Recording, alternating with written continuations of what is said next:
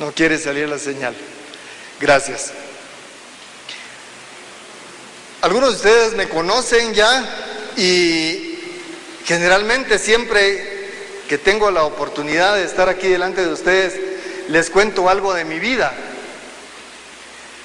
Yo les aseguro que no es que yo adapte mi vida al mensaje que el Señor pone, ni que adapte el mensaje a lo que el Señor ha puesto, pero el Señor pone que en determinados momentos recuerde pasajes de mi vida, pone un mensaje y una similitud de lo que pasó, sucedió en mi vida, y creo que en la vida de ustedes también el Señor ha obrado y ha mostrado de distintas formas. Entonces, yo les quiero contar de que cuando yo era muy pequeño, más o menos de 5 o 6 años, siempre crecimos en la zona 10 y una casa que queda más o menos a mitad de calle, ahí por donde está PriceMart. En ese entonces era de tierra y mi papá viajaba en bus. Llegaba a la 20 calle y de ahí subía a pie para llegar a la casa. Más o menos llegaba tipo 4 o 5 de la tarde, todos los días. Era empleado y entonces tenía un horario fijo. Y yo recuerdo que cuando era niño, nosotros salíamos más o menos a esa hora a la puerta, todos los hermanos, mi mamá, y nos poníamos a esperar a que mi papá apareciera. A veces nos quedábamos cerca de la puerta y a veces caminábamos a la tienda se llamaba Alba, por si alguno conoce por ahí. Nos parecía una distancia enorme caminar, que ahora lo miro y no son ni 50 metros lo que nosotros caminábamos, pero nos sentíamos campeones. Llegando a la esquina,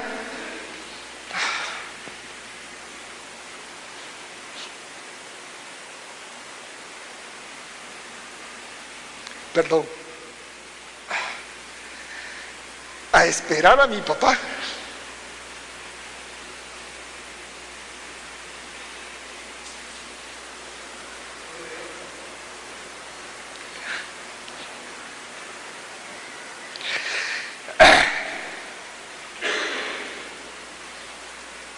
Y era emocionante ver a mi papá venir. Lo recibíamos, a veces nos cargaba, a veces nos veníamos con él caminando y llegábamos a la casa.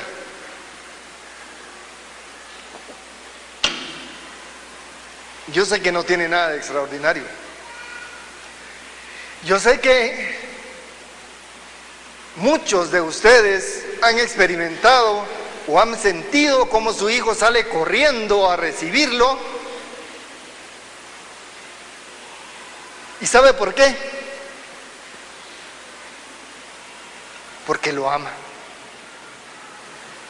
Porque lo espera. Porque anhela de usted. Anhela estar con usted. Y por eso sale a su encuentro. Y por eso hay gozo y hay alegría cuando le dicen, ahí viene tu papá. O tu mamá, también las señoras tienen ese privilegio. De ser amadas, de ser esperadas, de ser deseadas.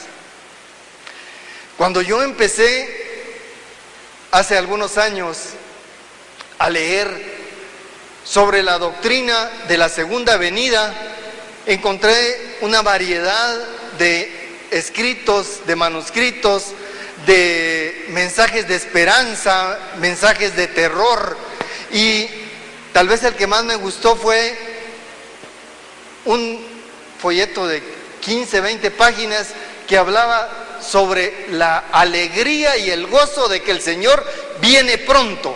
La alegría y el gozo de la segunda venida del Señor. La alegría y el gozo que debería de provocar en el cristiano saber que Jesús viene. Con esa doctrina me casé.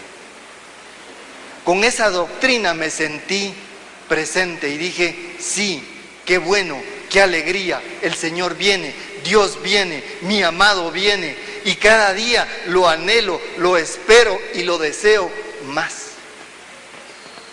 En la palabra de Dios encontramos dos palabras griegas muy parecidas, Maranata y Maranatá. Maranata quiere decir el Señor viene, y Maranatá quiere decir ven Señor Jesús. Dos oraciones muy parecidas, pero que traen un significado totalmente distinto en la vida y en la forma en que nos vamos a manejar o con la esperanza que nos vamos a mover, dependiendo si creemos que el Señor viene o si queremos o anhelamos que el Señor venga pronto. Apocalipsis 22:20. Dice el que da testimonio de todo esto: sí, vengo pronto. Amén. Ven, Señor Jesús. Si usted lee un versículo más abajo, usted ya terminó la palabra de Dios. O sea que si ya se conoce en el principio, el Espíritu de Dios se movía sobre las aguas, y el último amén y aleluya que dice la palabra, usted ya se conoce toda la Biblia de pasta a pasta. Lo felicito. ¿Sí? Pero Maranata versus Maranatá trae una significancia y trae una importancia en la vida del cristiano. Nosotros podemos vivir con la creencia de que el Señor va a venir y estar seguros que el Señor va a venir. ¿Quién de ustedes cree que Jesús va a venir? ¿Por qué cree usted que Jesús va a venir? ¿Por qué me puede dar fe de que Jesús va a venir? ¿Qué pruebas tiene usted de que Jesús va a venir? ¿Quién de ustedes está seguro que Jesús va a venir? Sí, ¿por qué? ¿Por qué cree usted que Jesús va a venir? Ah, lo dice su palabra. Sí, su palabra lo dice, el Espíritu me lo ha dicho, se ha revelado en mi vida y yo estoy seguro, el Señor va a venir. ¿Por qué? Porque Él lo dijo. ¿Y sabe qué? Si lo dijo la primera vez que iba a venir y vino, y si dijo que iba a regresar, va a regresar. Tenga la certeza, va a regresar, pero eso también lo sabe Satanás. Lo sabemos como cristianos y lo sabe Satanás. No es ninguna garantía saber que el Señor viene.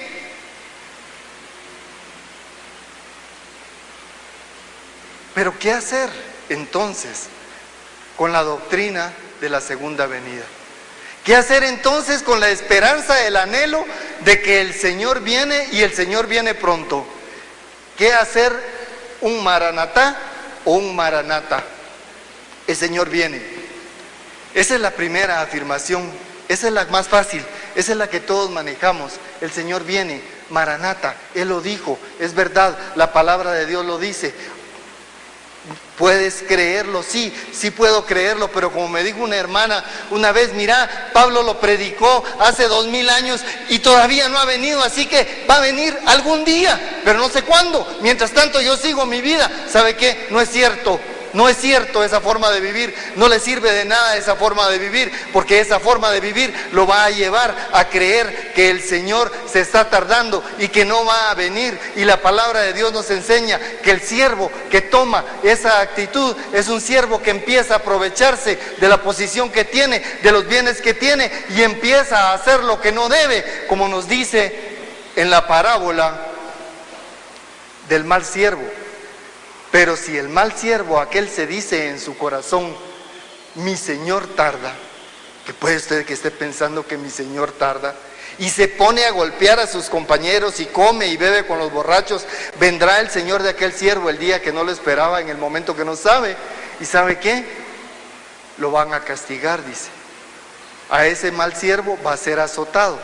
Pero yo no voy a ser ese mal siervo. ¿Por qué? Porque yo soy salvo, dice usted. Y yo también soy salvo, y creo en mi salvación, y creo que la salvación no la voy a perder, y creo y estoy confiado y estoy seguro que lo que el Señor hizo en esa cruz tiene poder, y que la sangre de Jesús tiene poder, y que el nombre de Jesús tiene poder, y que yo soy salvo por eso, porque he creído que el Señor Jesús es mi Señor y mi Salvador, y lo confieso día a día, y estoy seguro de mi salvación, y sé que el día que Él venga, Él me va a encontrar haciendo lo que yo tengo que hacer. Yo no voy a ser ese mal siervo. Yo no vivo con el Señor viene. Yo no vivo de acuerdo a lo que el Señor viene. Ahora, pregúntese usted cómo está viviendo. porque también lo puede llevar a la pasividad. Ah, el Señor va a venir, está bien, y ¿sabe qué? Un día va a venir, yo no sé cuándo, pero tal vez si viene, a ver cómo nos toca, ¿sí? Y entonces se va a comportar usted como la higuera estéril. ¿Se acuerda de la parábola de la higuera estéril? ¿Se acuerda que es una higuera? Hay dos parábolas de higuera, esta es la segunda. Cuando le llega a la higuera, la encuentra y no tiene fruto. El señor del terreno llega y le dice al que la cuida: córtala, no sirve. Es la higuera, pero no sirve. Y le dice: no, ¿sabes qué? Le voy a aflojar la tierra, la voy a abonar y vamos a ver si después da fruto. ¿Sí? ¿Sabe qué significa aflojarle la tierra a la higuera? En su vida y en mi vida, significa la prueba. Significa que el Señor le quita las bases de lo que usted está sustentado, en lo que cree usted que es lo más seguro de su vida, y de repente pierde el empleo, y de repente el negocio no funciona, y de repente el marido se va, y de repente la mujer cambia, y de repente un hijo se muere, y de repente una enfermedad, y de repente no sirve de nada todo lo que usted sustentó su vida, y la tierra se le mueve. ¿Por qué? Porque ha sido estéril. Porque es estéril. ¿Sabe qué? Eso se llama misericordia coercitiva de Dios. Cuando Dios pone vallado a su alrededor, ¿para qué? Para castigarlo, para apretarlo, para meterlo entre el fuego, para levantarlo como el oro puro que entra al fuego para ser purificado. Y Dios quiere y anhela que desde el momento que usted lo reconoció como Señor y Salvador, sea perfeccionado. Y Dios quiere que usted sea una higuera fértil, una higuera que dé fruto, una higuera que prospere, ¿sí? Dios no quiere que usted viva esa vida que le llama vida cristiana sin alegría, sin gozo, sin amor, sin fruto. Sí, usted a veces está como cristiano diciendo: ay, Dios mío, si esto es ser cristiano, ¿para qué me metí a esto? Antes por lo menos pecaba, y con gusto. Ahora peca y ni gusto siente. Sí. ¿Y sabe por qué es? Porque usted no ha tomado la decisión de ser transformado. Porque usted no quiere dejar el pecado recurrente, frecuente que tiene en su vida. ¿Sí? Usted tomó la decisión de llegar a Cristo Jesús, pero no suelta el pecado. Pamela, vení un momento, por favor. Yo les quiero enseñar cómo es que somos nosotros en el pecado, en la vida, ¿sí? Ustedes son Pamela, ¿sí? Ustedes son Pamela. Yo soy el pecado, ¿sí? Y entonces usted, antes de venir a Cristo Jesús, estaba así, mire.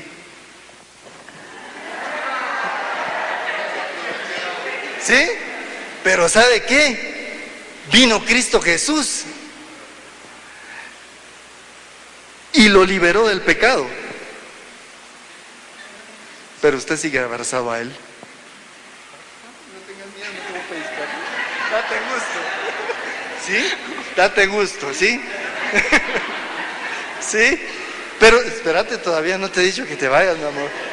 ¿Sí? Y ahí, fíjese usted que usted suelta el pecado, pero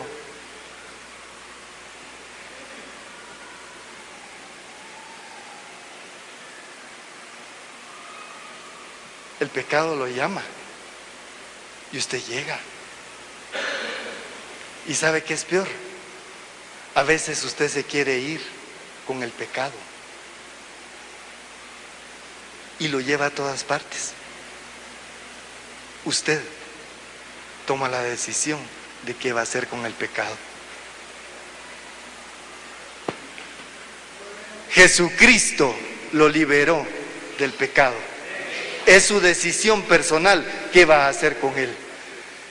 El otro día hablaba con un hermano y le digo: mire, mi hermano, le digo, ¿y cuál es su pecado recurrente? Ay, no, mis pecados. Caray, le digo. Entonces no es uno, no, son un montón. Sí. Sí, fíjese que las mujeres, fíjese que el cigarro, fíjese que no sé qué. Le digo, mire, ¿y usted cuántos años lleva de haberse convertido? 10 meses. ¿Será? Bueno, pero no sé qué me pasa. Yo sí sé qué le pasa y se lo voy a decir hoy. ¿Usted cree que Dios es mentiroso? ¿Dios es mentiroso? La palabra de Dios es mentirosa. Lo que dice aquí es mentira. No es cierto. No se cumple o se cumple. De Génesis 1:1, Apocalipsis 20:21, ¿se cumple sí o no? Sí. Entonces,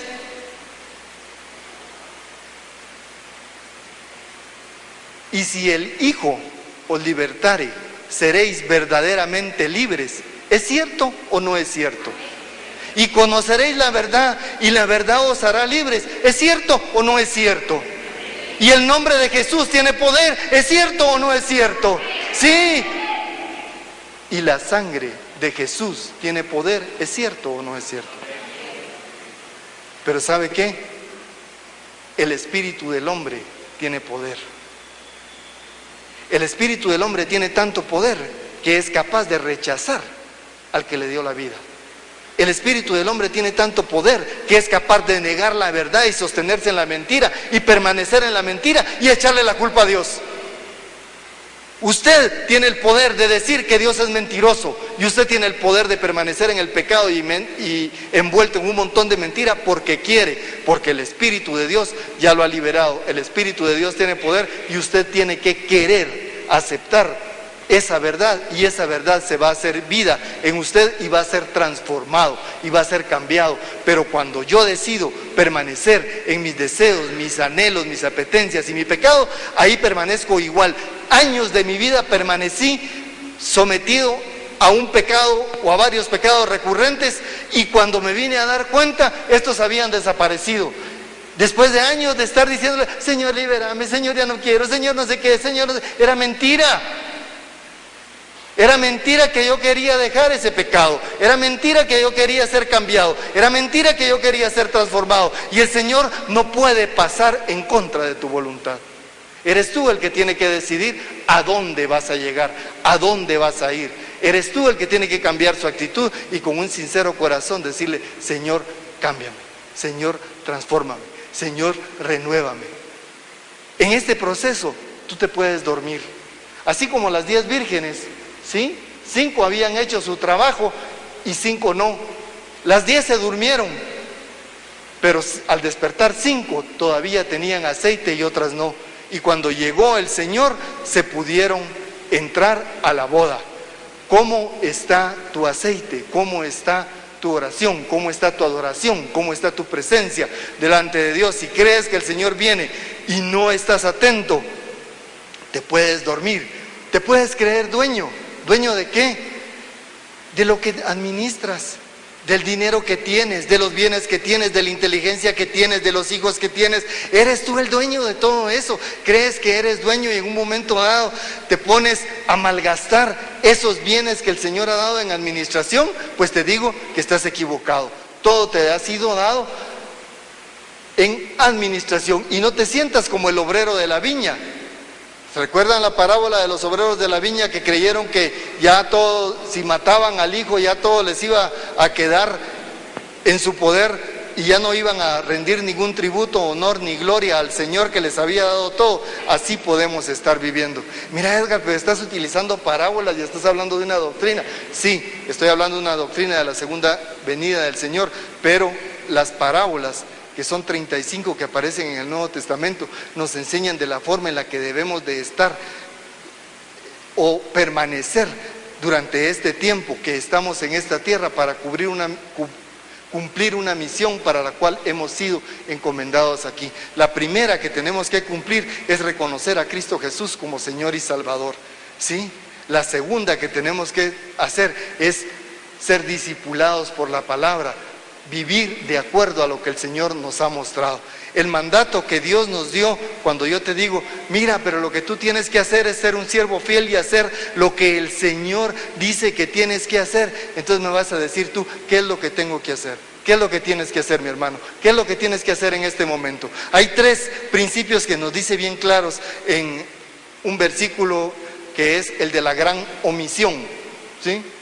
¿Saben por qué es la gran omisión? No la gran comisión. La gran omisión porque la iglesia no la cumple. La gran omisión porque nosotros, que somos la iglesia, no la estamos cumpliendo. ¿Cuál fue ese llamado de la gran comisión? Ir por todo el mundo y predicar el evangelio. A los que crean, bautícenlos y háganlos mis discípulos. ¿Sí? Son 3 acciones que tenemos que cumplir. Entonces, si quieres saber qué es lo que el Señor te encomendó, qué es lo que el Señor te mandó a hacer mientras Él viene, es cumplir esa gran comisión. Y una tercera posición que puedes tener, si estás con el Señor viene, es guardar la esperanza y ser dichoso los siervos que el Señor al venir encuentre despiertos. Yo os aseguro que se ceñirá, los hará ponerse a la mesa y yendo de uno a otro le servirá. Dichoso el siervo que al venir encuentre despierto. Yo os aseguro que se ceñirá, los pondrá a la mesa y yendo de uno a otro le servirá.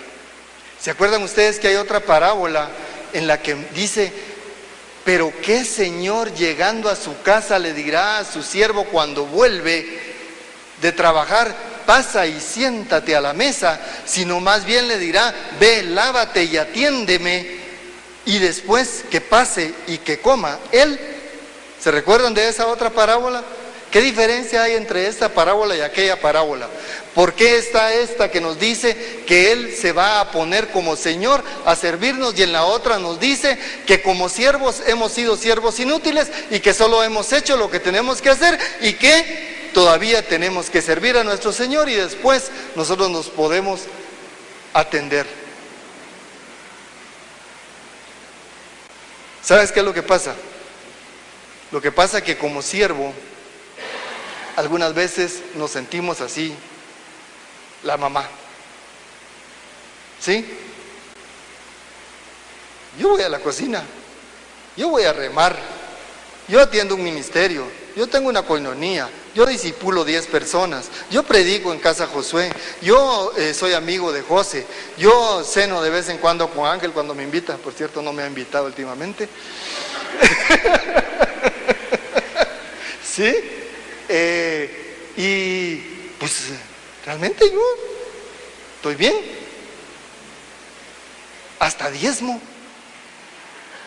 sí, dice que diezmo, y diezmo el 10%, mi hermano, el 10% de 10 es 1, de 100 es 10, de 1000 es 100, de 100,000, 10,000, no va en disminución, que cuando uno llega a 25 ya no son 2,500, sino 500. Eso no es el 10%. Eso será poquitití o menos, ¿sí? 10% es 10%. No crea que es la gran cosa porque está diezmando. No crea que, y eso es lo que nos está diciendo, mira, si solo estás haciendo lo que tenés que hacer, papadito lindo. Bendito y alabado sea el nombre del Señor que te permite cumplir la misión para la cual te encargó en esta tierra. Gracias a Dios que extendió su misericordia y un día dijo, sí te acepto, Edgar, ven a mí. Gracias a Dios que me hizo su siervo. No me voy a sentir la gran cosa por eso. No es. Sí es la gran cosa, sí. Claro, porque a los que le reconocieron y creyeron en Él, les dio la potestad de llegar a ser hijos de Dios. Sí, y soy hijo de Dios y eso sí es una gran cosa, pero no tengo por qué jactarme de eso, ni de hacer lo que tengo que hacer como hijo de Dios. Esa es mi naturaleza, eso me pertenece, eso soy. No puedo presumir de ser lo que ya soy. Simplemente estoy siendo lo que debo ser. Y la otra oración, que es la que más me gusta, es: y ven, Señor Jesús. Y ven, Señor Jesús. Maranatá.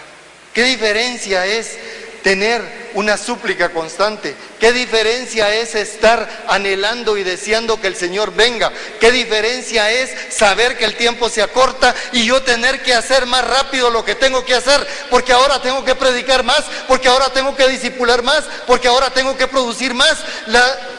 Mire, la parábola de las minas o de los talentos no es historia. Si a usted le dieron 10, tiene que devolver 20. Si a usted le dieron 5, devuelva 10. Si a usted le dieron 3, devuelva 12.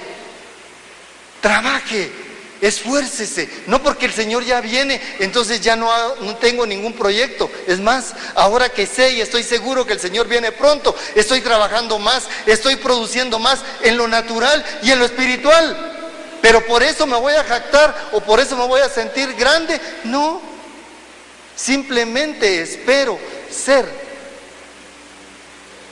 como el Espíritu y la esposa y decir: ven. El Espíritu y la esposa dicen: ven. Es además una actitud expectante, así como les contaba. Y cuando mis sentimientos me traicionaban, no era por mi papá, no es por mi papá está vivo, ¿sí? Y lo miro con frecuencia. Estoy expectante y anhelante de que mi Señor venga, de llegar a la presencia de mi Señor. Y le voy a ganar a Olguita, aunque ella dice que no. Yo voy a llegar a la presencia de mi Señor y espero que antes que ella, ¿sí? Porque yo estoy anhelante de llegar a la presencia de mi Señor. Yo amo a mi Señor, anhelo a mi Señor, ¿sí? ¿Y sabe qué? Yo deseo que todos ustedes tengan ese anhelo, esa pasión, esa aflicción por ver a su Señor, como lo tiene la palabra de Dios cuando dice que la esposa dice: ven.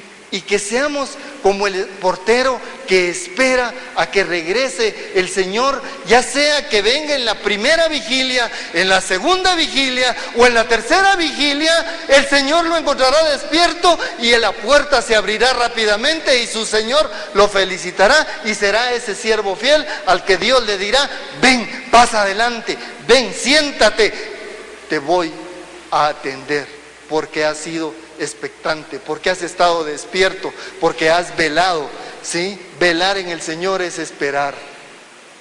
Y por eso en el versículo 37 nos dice bien claro: lo que a vosotros digo, a todos digo, velad.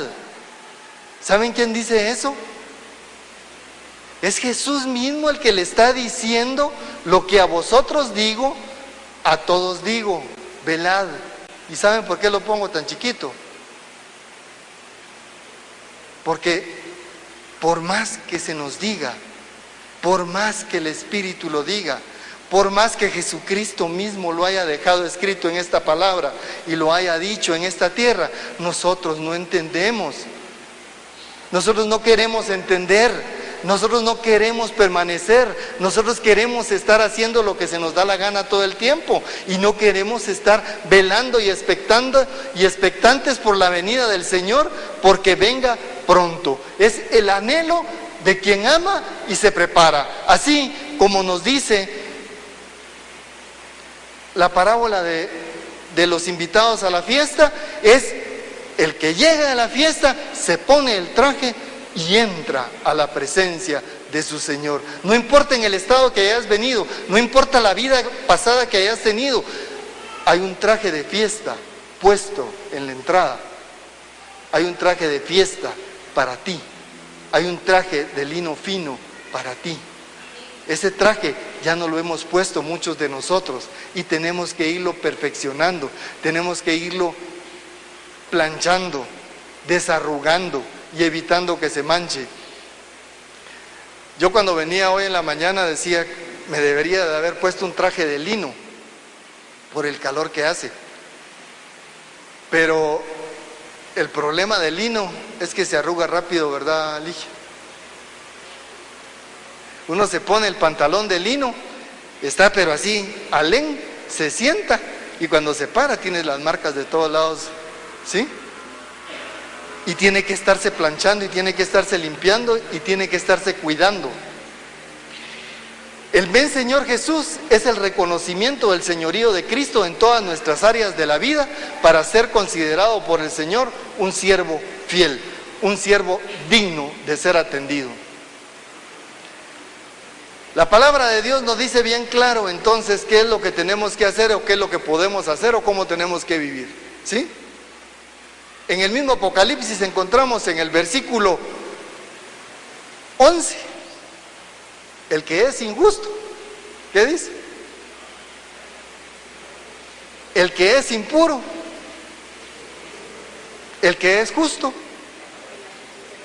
y el que es santo. ¿En dónde se pone? ¿En cuál de esos cuatro quiere estar? ¿O en cuál de esos cuatro está? En los cuatro dice mi hermana, no es cierto. No es cierto. No es cierto. La palabra de Dios dice, en el cuarto, perdón, ya entendí mal, ¿sí? En el cuarto. ¿Quién quiere estar en el cuarto? Pero en el, ¿sí? En el cuarto del Señor y en la cuarta posición, el que es santo, santifíquese. El que es santo, santifíquese. El que es santo, santifíquese. ¿Qué quiere decir ser santo? Estar guardado, estar apartado para Dios. ¿Y qué quiere decir santifíquese? ¿Ah?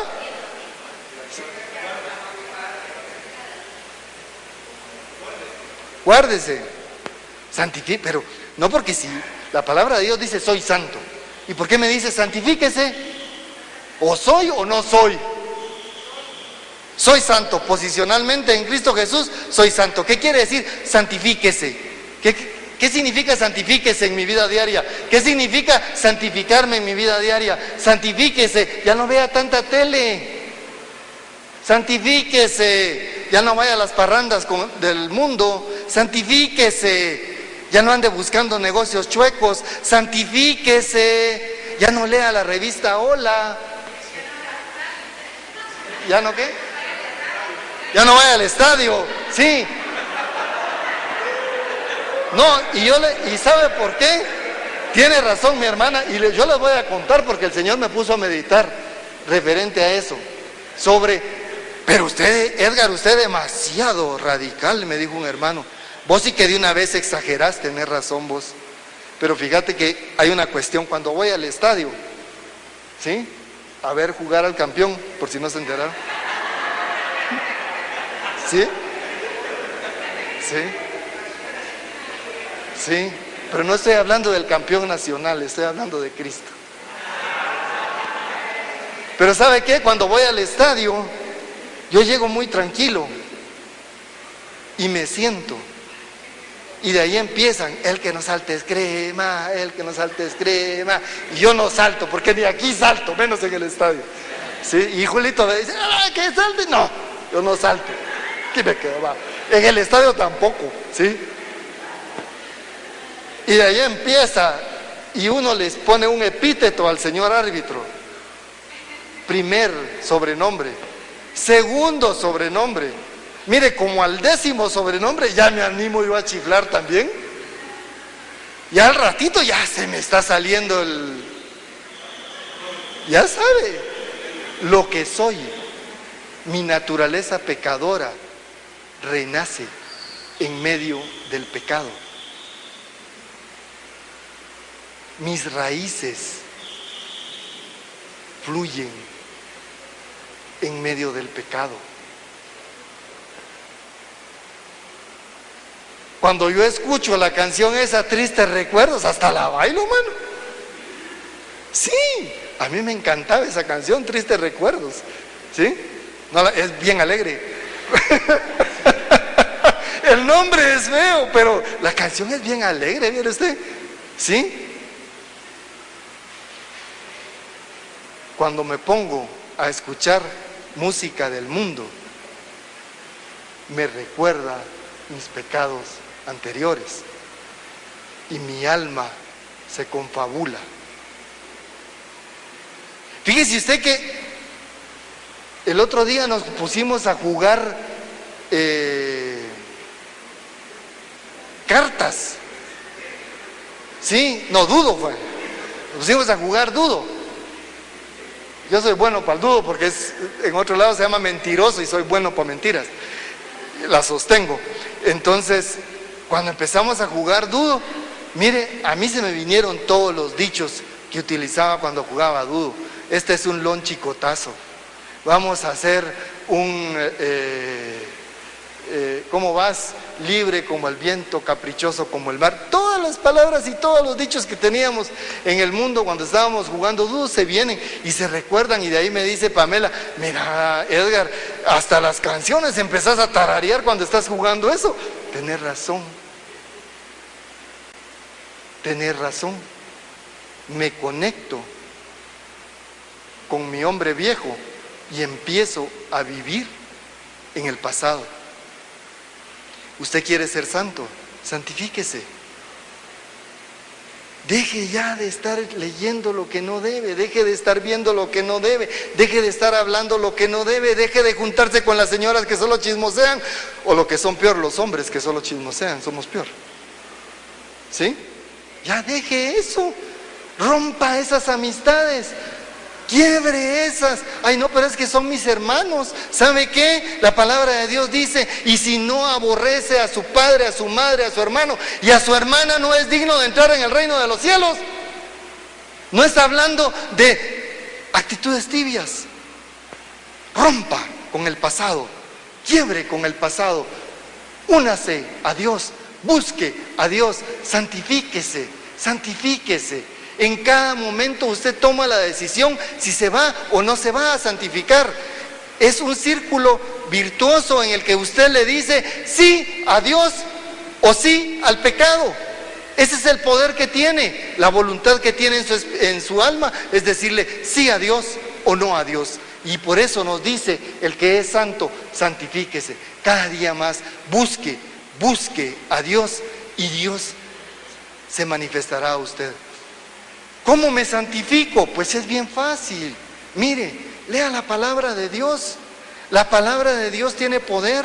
La palabra de Dios no regresa vacía. La palabra de Dios lo limpia. Juan 15 nos dice, ustedes ya están limpios por la palabra que les ha sido dada. Entonces, si usted se mete con la palabra de Dios, la palabra de Dios se mete en su vida y su forma de pensar y su forma de ser va a ser transformada. Porque Romanos 12:12 es cierto.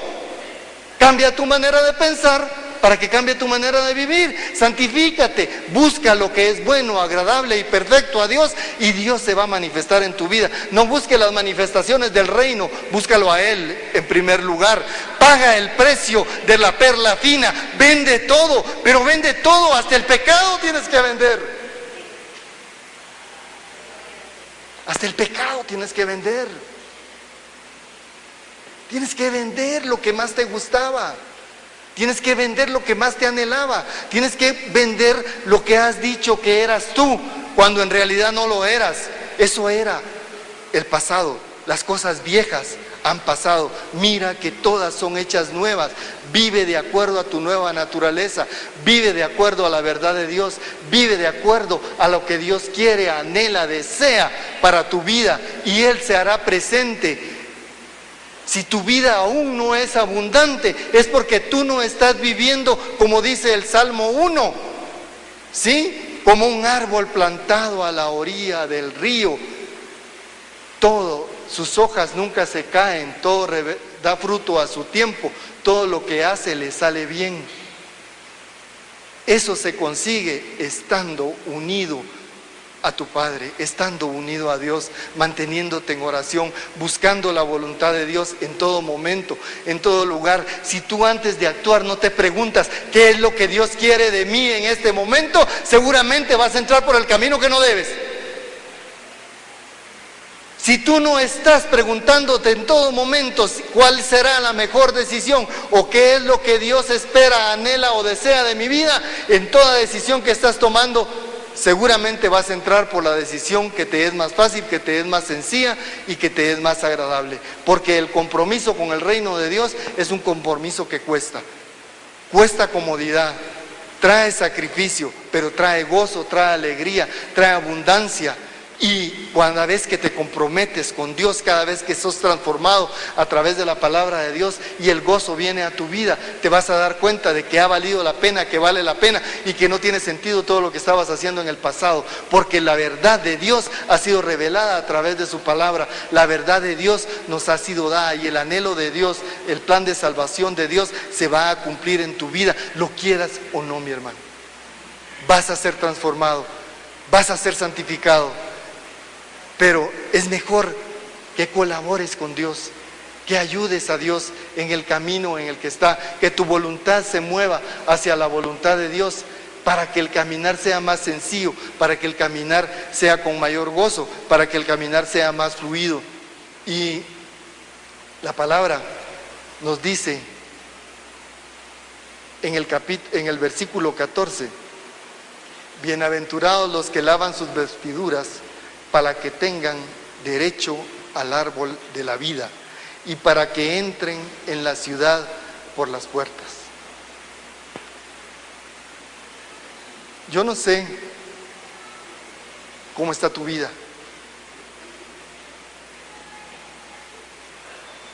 El Señor sabe. Yo sé que la palabra de Dios tiene poder. Yo sé que el nombre de Jesús tiene poder. Yo sé que la sangre de Cristo tiene poder. Yo sé que la decisión está en tu poder. Yo sé que solo tú puedes tomar la decisión en este momento de si vas a ser transformado, de si vas a ser cambiado, de si quieres seguir santificándote o si quieres permanecer donde has estado.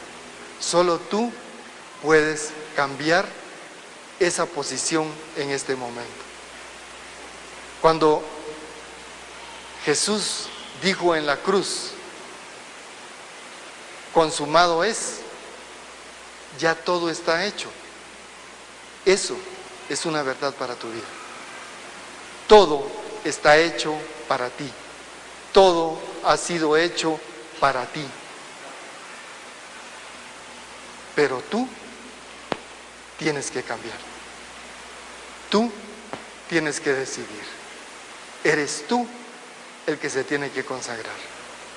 Eres tú el que tiene que anhelar y poder decir, ven Señor Jesús. El primer paso fue dado en la cruz. El segundo lo diste tú al reconocerlo como Señor y Salvador de tu vida. El tercero eres tú el que decide hasta dónde va a llegar tu santificación. Julio, ¿hasta dónde va a llegar tu compromiso con Dios? ¿Hasta dónde quieres tener la vida plena de Dios en tu vida? ¿Con qué verdad de la palabra de Dios te quieres casar o con qué mentira quieres permanecer? Tú decides hasta dónde vas a llegar. Yo te quiero invitar esta mañana a que te pongas a cuentas con Dios, a que te presentes hoy delante de Él,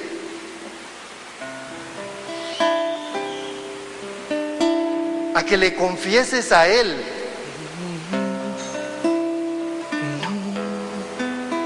quizás sea tu pecado recurrente, quizás sea el no querer salir de la posición cómoda en la que has estado, quizás sea el no creer que la palabra de Dios es verdad. Quizás sea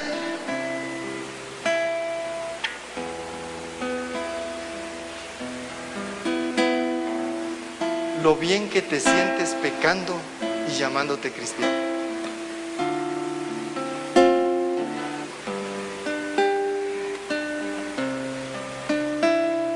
Eres tú delante de Dios. Eres tú y Él. Nadie puede tomar esa decisión.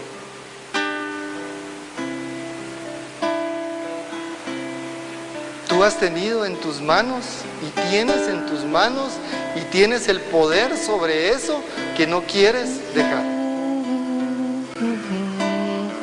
Tú has decidido no ser transformado. Tú no has anhelado realmente la venida del Señor, la presencia del Señor y el presentarte con gozo y con vestidura limpia delante de Dios. Confiésale hoy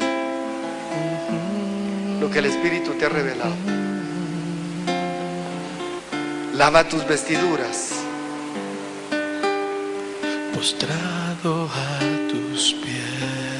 Porque la palabra dice claramente que si reconocemos nuestros pecados, bueno y santo es Él para limpiarnos y librarnos de toda maldad.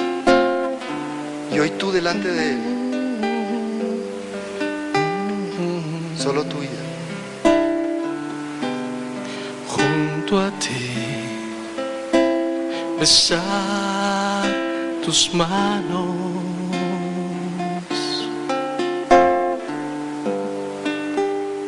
rendido ante